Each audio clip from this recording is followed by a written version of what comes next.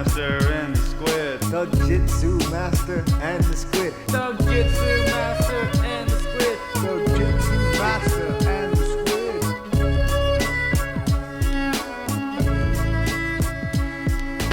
Welcome to the Thug Jitsu master and squid show. All right, we are back with another episode of the Thug Jitsu Master and Squid Show. We got a very special guest on this week's show, coming off of a first-round win at Bellator 272, bringing his record to a whopping 10-0 in professional mixed martial arts.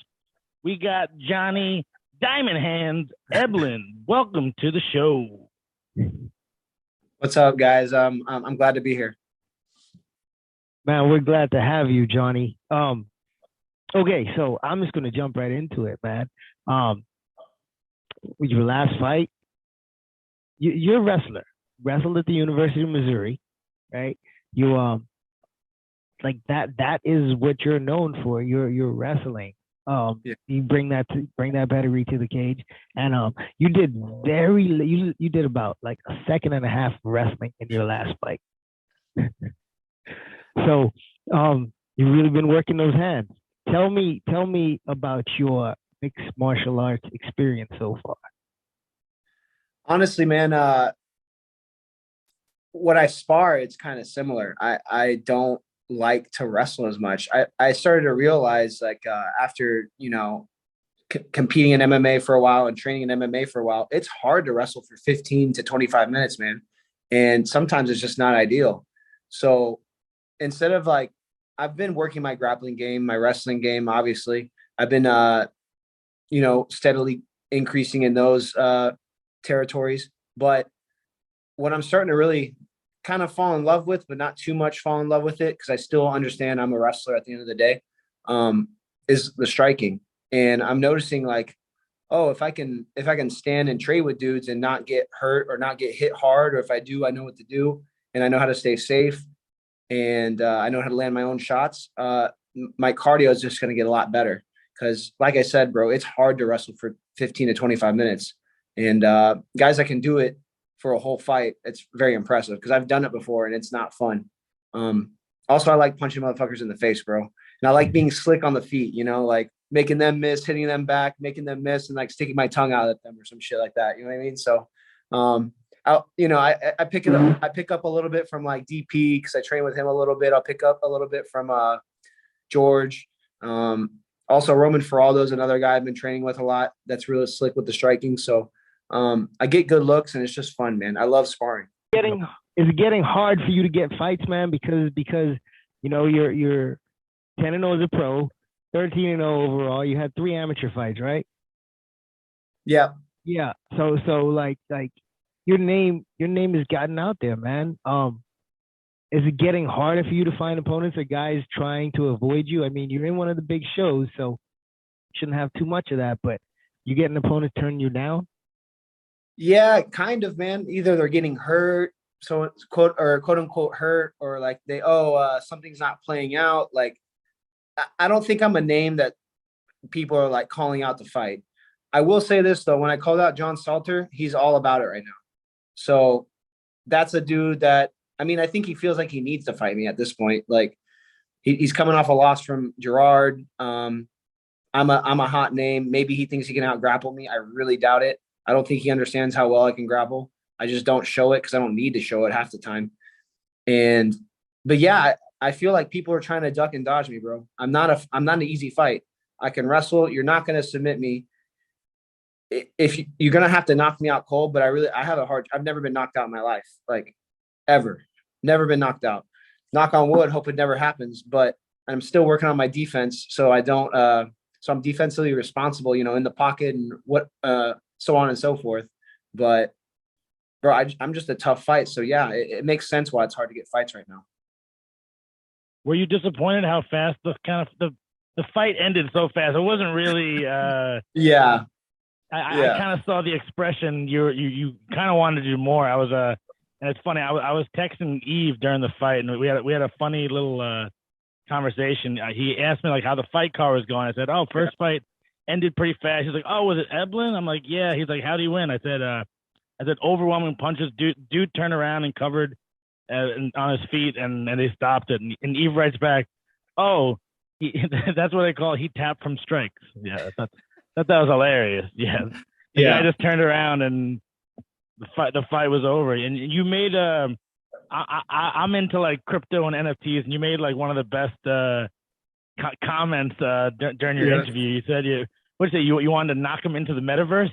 Yeah, I'm trying to send dudes to the metaverse, bro, because the shadow realm's a little bit overcrowded from what I've been told. A lot of people have been getting sent to the shadow realm, so I'm switching over to the metaverse. I think there's a lot more space over there, and it could be lucrative. Maybe I can stake them and make money off them. You know what I mean?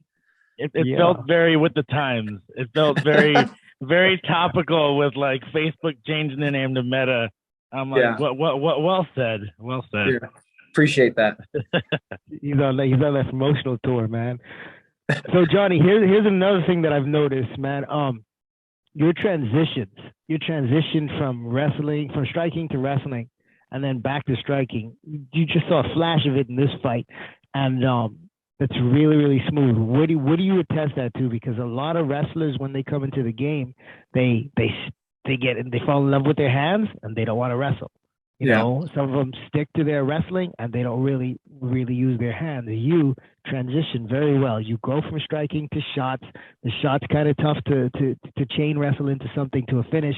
So you go back, you take advantage and go back to your strikes. What do you attest that to? Honestly, I test it to the coaches I have around. So Mike Brown, obviously, is a coach that I can attest to for this. Daryl Christian, he's actually out in San Diego.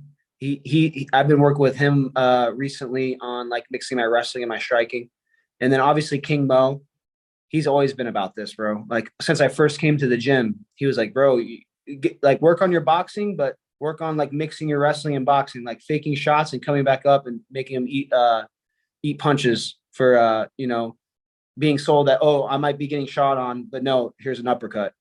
And then also my coach Anderson Francia, my striking coach, he's all about like mixing my wrestling feints and my striking feints to set up like head kicks, flying knees, combos, going to the body. Bro, pretty much my whole coaching staff that I brought around me, besides Dia Davis, he's kind of more my boxing coach. They're all getting me to mix my wrestling and my striking really, really well. And it's also a game plan that I'm kind of always thinking about as well. That's clean, man. That's it shows in your fights. You know what I mean? It absolutely shows, and that transition is beautiful. A lot of guys can't do that.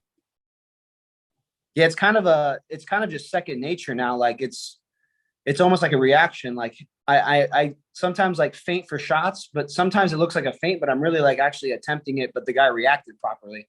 Like if I go for a shot and the guy reacts properly and the shot's not there, I got to go on to the next thing.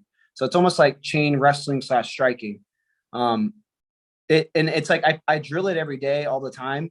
So it's almost just like second nature. I'm just reacting out there and you're just seeing kind of what's unfolding. Obviously there's still like little areas where I have to think a little bit and I'm not reacting properly, but I mean, that's what video's for. That's what practice is for. That's what, doing practice reps is for. So just looking to clean up my game even more. And Yves, I think you're just going to see it get more and more fluid and more violent, bro. So you're ranked fifth in Bellator's middleweight division right now, sitting at 9-0. Number 4 now. They just moved me up. Did they move it? I just because Fabian is on like a 2-fight losing streak, and I guess he got hurt his last fight, so he couldn't fight. And then I almost sent this dude to the metaverse, so I guess that like one made Bellator like bump me up one. So it is what it is. But all right, so if we look at the rankings, I think I'm better than him anyway. So I think it's the right move. All right, so you're number 4. So you got Costello Van Steenis above you, John Salter, Austin Vanderford, and the champion Gegard Mousasi. Are any of those fights appetizing to you, like right out the gate? Are you trying to fight immediately right above you, or Yeah, Does it matter? Or you I'm trying to ready, get into? bro. I'm ready for top like competition, man. That's why I called out John Salter. I was actually supposed to fight John Salter on the Hollywood card in Florida. Or the what's the fucking my bad. I don't know if I can cuss on this. But Okay. the Hard Rock in Florida. I was supposed to fight Yep. him there on that card, but he got hurt, and that's why I called him out. And then on in the comment section on like Bellator and stuff, when they posted my call out, he's all about it. But let's see when it comes to putting the pen to the paper. If you can put the pen to the paper, I like it. But last time that was the whole weird thing that happened. He verbally agreed, but he never signed it. So let's just hope he doesn't do the same thing this time. But yeah, bro, I'm ready for anybody above me, and we're looking to make it happen. Right. You have no injuries from your fight, right? You're pretty good, right? It was pretty quick. I checked one kick and my shin swelled up, but like it's gone now. Like that's the only injury I had. Yeah, I mean Bellator doesn't. I believe I went out to dinner with all the Bellator execs after the fights, and I don't think there's anything really lined up until probably like January, February. So Yeah, you got a little time, I guess. yeah. But I mean that would be a good fight. I mean Salter's coming off that loss to Musasi, and it's kind of a good gauge, and Musasi's got Vanderford, so kind of put you next if you beat Salter. I would say. That's what I'm thinking, man. I really think I'm gonna put it on John Salter. I think that matchup is just a great matchup for me, and I think I could put him out any round of the fight. If we're a main event, I would love to do a main event to where it's 5 rounds, so I can just beat the shit out of him for 5 rounds. So I don't know, bro. I really just love this sport. I really love fighting. I like putting on shows, and being a main event for a Bellator card would be great. And especially fighting like a tough dude like John Salter and putting a tough guy away like that would give me a lot of respect. It would get a lot of respect. And that's kind of what I'm looking for too. I'm trying to become the GOAT of this sport. You know what I mean? I'll shoot Scott Coker a text after this. I'll let him know. I'll let him know what you're saying here. Yeah. So you're sitting at number 4 right now. You got your sights on John Salter, and like Squid says, man, that puts you potentially in a title fight against Musasi. Should he hold on to that belt through the time, possibly next spring, next summer, man. How does this quick rise to the top of one of the best promotions in the world? You know, what does that feel like for you coming out of college wrestling, getting into this sport immediately, and now you're right there, making a name for yourself, and you have a chance to like really take a couple of top notch guys out? Man, it feels good. It feels like things are really falling into place. Because there was a little bit of a time a couple years ago where I was dealing with some injuries and dealing with a few other problems, and I was like, man, I don't know how well this is gonna go. Like, I might have to retire sooner than I thought. I had a lot of thoughts that weren't really helping me. Let's just say that, and I kind of got past that point, and then ever since then, I've had exponential growth, and I've been getting better and better every fight, and I've been more focused than ever in my life, and I just feel like everything's kind of falling together just right. And fighting for a title next summer or spring would just be great, and I would just love to put on a show and get that belt wrapped around my waist, and then go on from there. You know, the sky's the limit. You know, I don't know what's going to be after that, but I do envision myself getting wrapped with that Bellator belt pretty much every day, and then multiple other belts after that. So this is just one step in the right direction, and then after this, I'll take another few steps in the other direction to maybe go become a UFC champion, or who knows what happens after this. I like it. Looking to the top of the mountain, sitting at 10-0. Johnny Eblen, man. Hey, real quick, your heritage. What's your ethnicity? Oh, so I am half Korean, and my white side, I am German, French, Irish, and English. So I'm kind of like a white mutt, and then like half South Korean. My mom met my dad through well, my dad met my mom through the military. He was stationed out in Korea, and then yeah, the rest is history.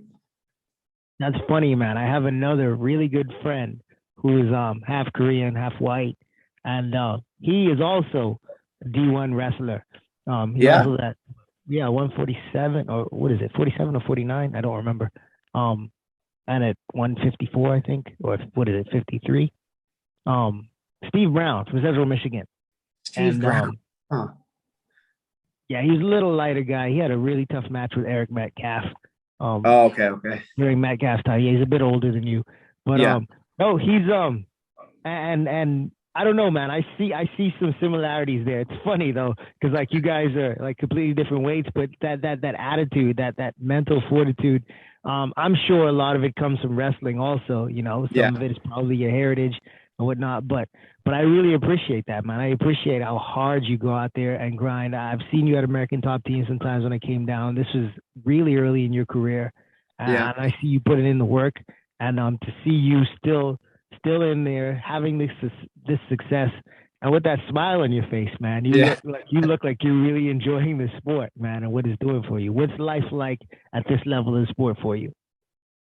Man, it's a blessing, dude. I wake up and I'm like, I'm living the dream, man. I get to go to the gym and punch my friends in the my friends in the face, you know, and get to go some grappling rounds, work on some technique, and then after the fact, I can go to the beach, hang out. You know, I'm my own boss at the end of the day.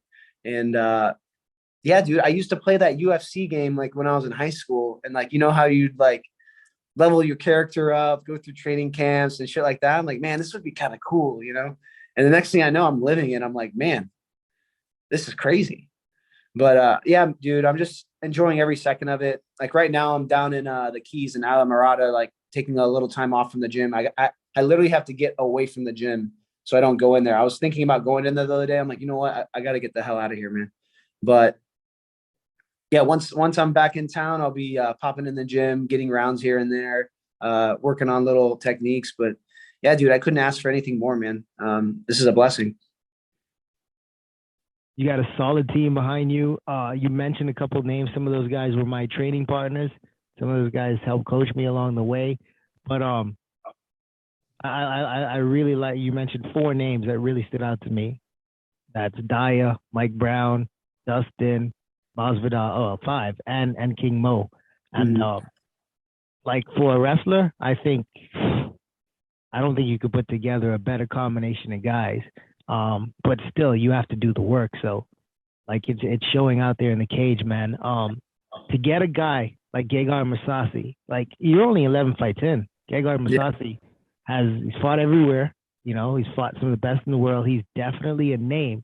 What do you think it's like for you stepping into the cage, looking across the cage, and you see him over there? What is your frame of mind when you see that? It's an old lion looking to be taken away, bro, or taken out, bro. That's exactly what I see. Like an old lion with a high fight IQ that's just looking to be taken out by a young lion that's hungry, that's a step above, bro. And like all I gotta do is just stick to my game plan and do what I do best and just put it on the dude and keep my frame and not change. I think he's definitely one of the best fighters in the world. And honestly, just being in the same cage as that guy is an honor. But like I said, when I look at him across the cage, that's what I see, bro. An old lion looking to be dethroned. I've never heard anyone talk about Gegard like that. I like it. It's a good mentality when you possibly be fighting Gegard. Yeah. He's a dangerous man, bro. I've been watching his fights for a long time. He's a dangerous man, and honestly, I just can't wait to get in there with him. If that's the case, maybe it's not the case. Maybe it's Austin. Maybe it's somebody else. Who knows what Bellator does? Because I think they have that one Russian dude, Anthony Tokov. He's that dude's tough, man. That's another tough fight that I'm looking forward to as well. That might have to happen, and like I said, I'm ready for anybody, bro, and I'm ready to put it on him. I mean, Toko would be good. He's 30-2. Another guy that's been around for quite a while. Yeah. Let's say we hit the metaverse and things change. Everything's different now, right? All the promotions they get absorbed into the metaverse and they become one thing. As fighters, you're in charge, and you get to choose your next opponent of any fighter in the world, any middleweight in the world. Any middleweight in the world. Any middleweight in the world. Wow. That's a tough one, man. You know what? And we're in the metaverse, so like it can be past or present. All time. Oh, past or present, dude. Oh, okay. At their prime, in their prime. In their prime. In their prime. You get to choose this opponent.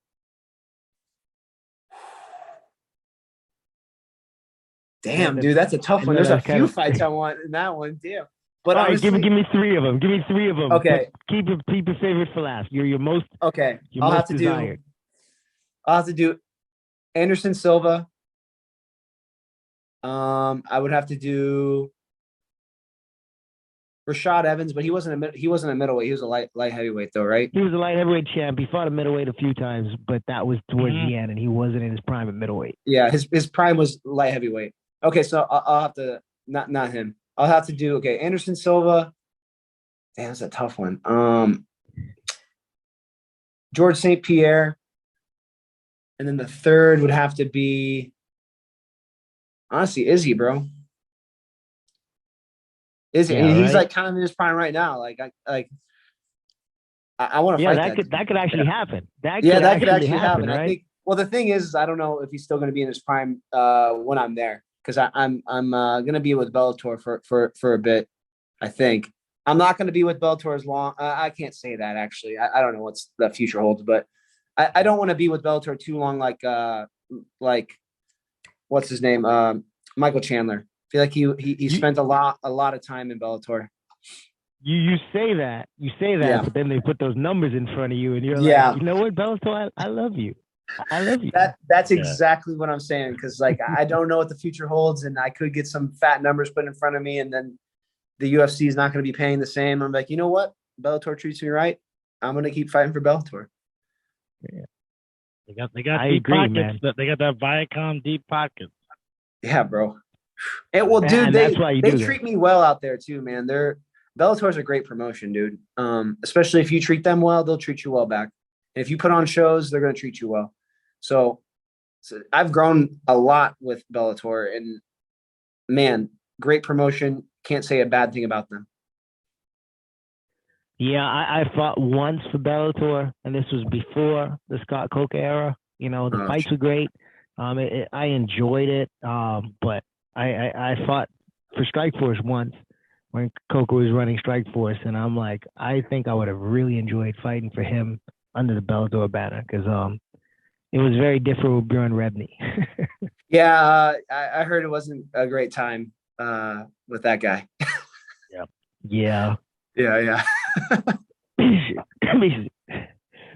whole Strikeforce took over Bellator. Basically, with Strikeforce Bellator that we're getting now, and I could see why you liked working with Strikeforce then. Yeah. Scott's the man. He knows what he's doing. Yeah. So when are you looking to get back in, man? When do you want this fight with John Salter? Hey, man, we can fight tomorrow. I'm ready, bro. Tomorrow, next week, on but Christmas, down in bro. The Keys, probably eating key lime pie. I'll square up on Christmas Eve. Christmas Day, I will square up. You pay me enough money, I will square up on Christmas Eve, bro. Okay. But yeah, honestly, their next card, I'd be willing to be on their next card. You know, the next card that they put together in January or early next year. I'm looking to fight 3 times again next year, maybe even 4. But yeah, dude, just ready to square up anytime, anywhere. Sounds good, man. I want to see it. I actually want to see you fight live, Johnny. I've seen you train. Never got to move around with you. I'm probably too old and fat to do so now. Hey man, I could. But, Mike Brown still moves around. Bro, you can come in and move around with me. I know how to move. We'll go light. We'll keep it fun, dude. And You know how it is. I do. I appreciate that. So Yeah. I will definitely take you up on that next time I'm down in South Florida. Awesome. Yeah, but I do definitely want to be at one of your fights, and I'll tell you right now, if when you're fighting for that belt, yeah, I'm gonna be there. I'm gonna be there. I'll make sure you'll be there, bro. I'm gonna be hitting you up on your phone, be like, Eve, let me know if you need a ticket. And actually, I'm gonna save you a ticket, bro. I got you. Okay, Yeah. there you go. I got my seat. If I you get me got you, two, bro. Squid's coming too. Well, Squid's probably All gonna right, be you and over. Squid. I got go you. to almost every Bellator fight. So I'll be there. Don't you worry. Okay. Don't you worry. Don't. Oh, count me in. What does that do for your confidence, man? Having guys like I said, the list of the 5 guys that I said, you know, Dustin and Masvidal, sparring partners, and of course sometimes Mo and Daya and Mike Brown are moving around with you, just working some technique, drilling probably.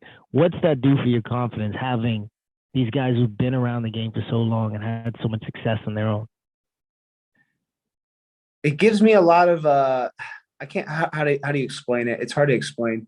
Not security. It gives me a lot of confidence, but it also, if they're telling me I look good and they're being honest to me, they're not like, you know, blowing me up for no reason. But if they're saying, "Yeah, dude, that looks clean," or "Hey, man, you're moving well," and they're complimenting me and they've been in the sport this long, that means I'm doing a lot of things right. And it builds my confidence. And obviously, I get some of my rounds like filmed, or I'll watch some of my training, and I'll see things coming together. And yeah, bro, it really builds my confidence. And it's just nice to know that I'm progressively getting better every camp, and having those guys around to guide me through it is amazing. Probably really good validation during your Yeah. camp and stuff. Yeah. Especially guys like that. Man, Squid, you're the man. You're the Bellator man. You know their numbers and their events. So I know you said they're probably not gonna have anything until January, February. But yeah, we gotta make that. We gotta make that run. I gotta make that run with you. Yeah, I'm curious. Disclaimer. I work for Viacom CBS. I work for Pluto TV, and I run all the combat sports over at Pluto TV. Gotcha. So I know, I always know a little inside stuff here and there, but I could always sway some things. They always ask me. Me and Scott are super close, and I fought in Strike Force back in like 2006. Damn. So I've known Scott for like ever. Yeah. And so no, I'll send him a couple of messages, because sometimes that's sometimes what it takes. It's just like, you know, what do you think about this fight? You know, I was just talking to Eblen, and he really wants to fight Salter. He really wants to fight Salter On Christmas Day. Yeah, on Christmas Day. Can we spin up a quick can we card? get a Christmas Day card? Yeah, and, can we just spin something up? Yeah. I know you told everyone they had the rest of the year off, but let's just change that. Everyone cancel their vacation plans, and let's put a fight on in Decentraland. No. Yeah. Decentraland, I love it. Oh, yeah. Did you see my knockout of what was it? Daniel Madrid, where I switch step knocked him out, and then did the gorilla I did the Yeah, Donkey you Kong hammer fist fisted on him. Yeah. Yeah, bro. Yeah. That'd be a great NFT. Mhm. Same with Yves. Remember Yves? When he had the dude's back, let him go, kicked him in the face. Josh Thompson. Yeah. I saw him this weekend too. Yeah. Oh yeah.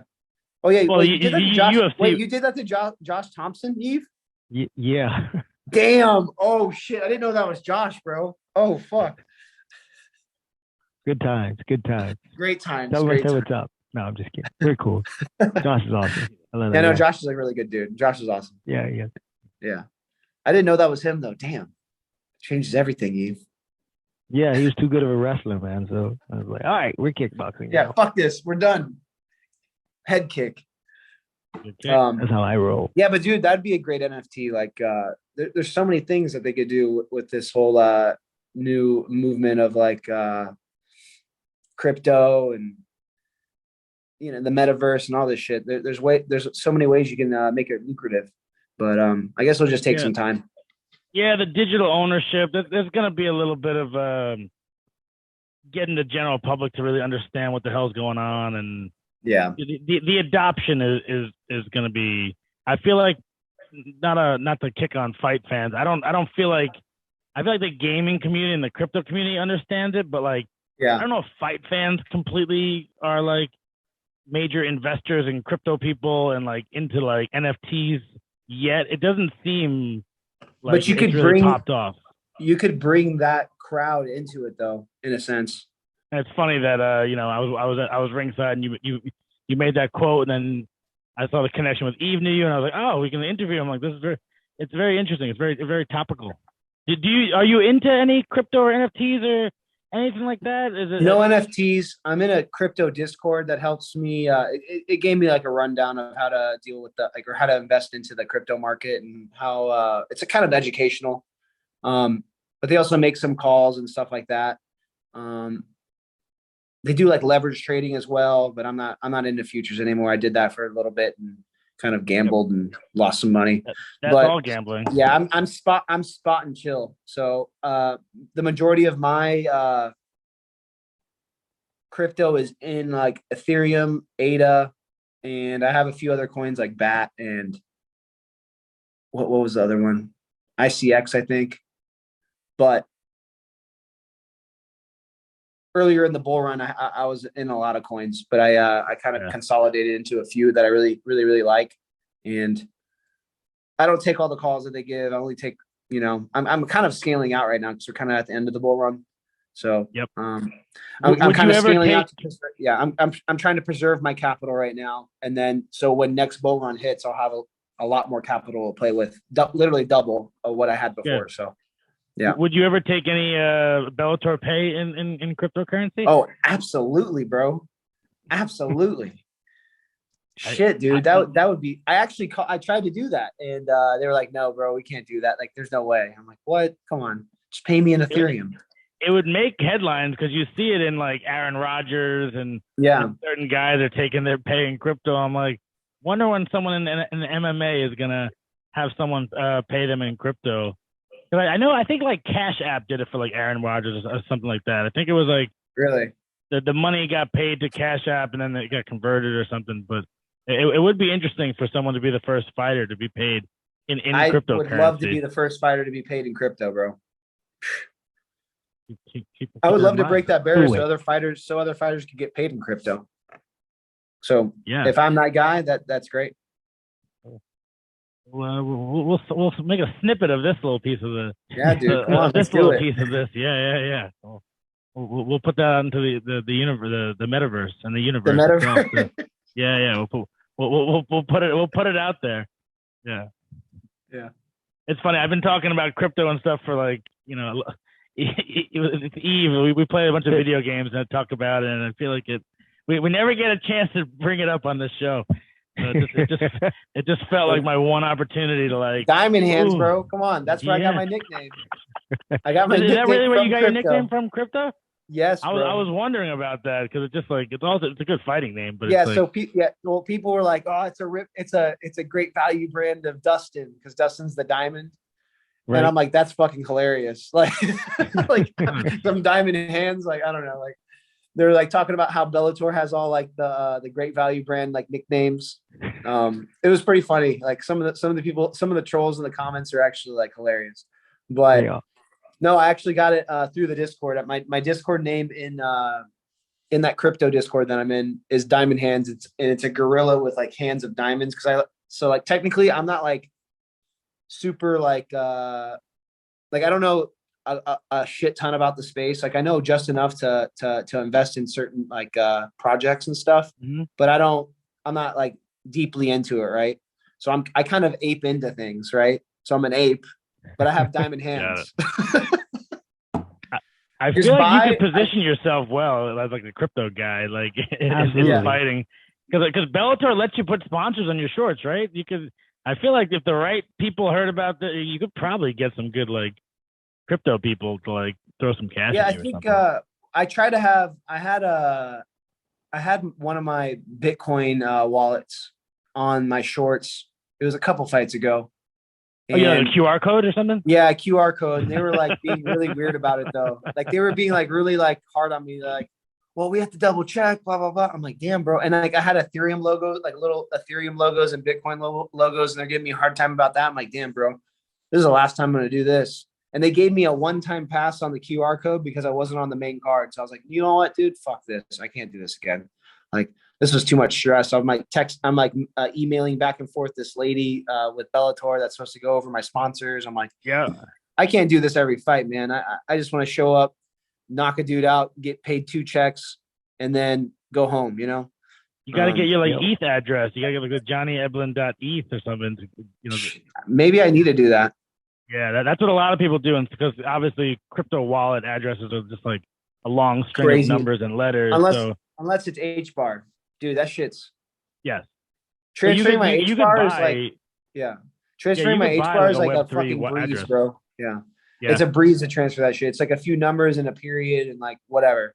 But ETH addresses, bro, they drive me crazy. I'm like so scared. I copy and paste it. And I still read over it. I'm that crazy.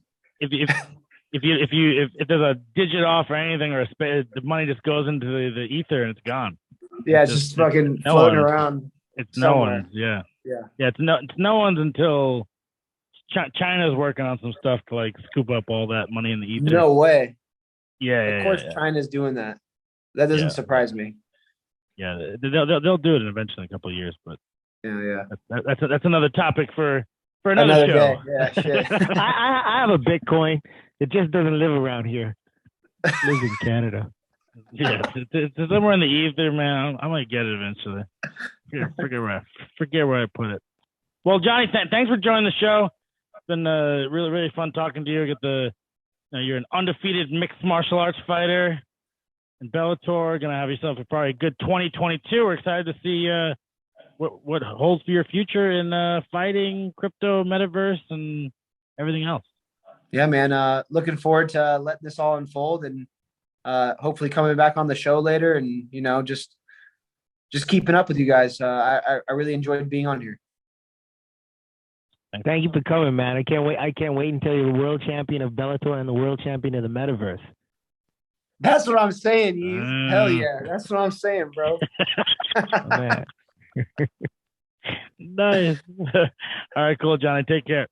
All right, guys. Take care, brother. Thank Later. you.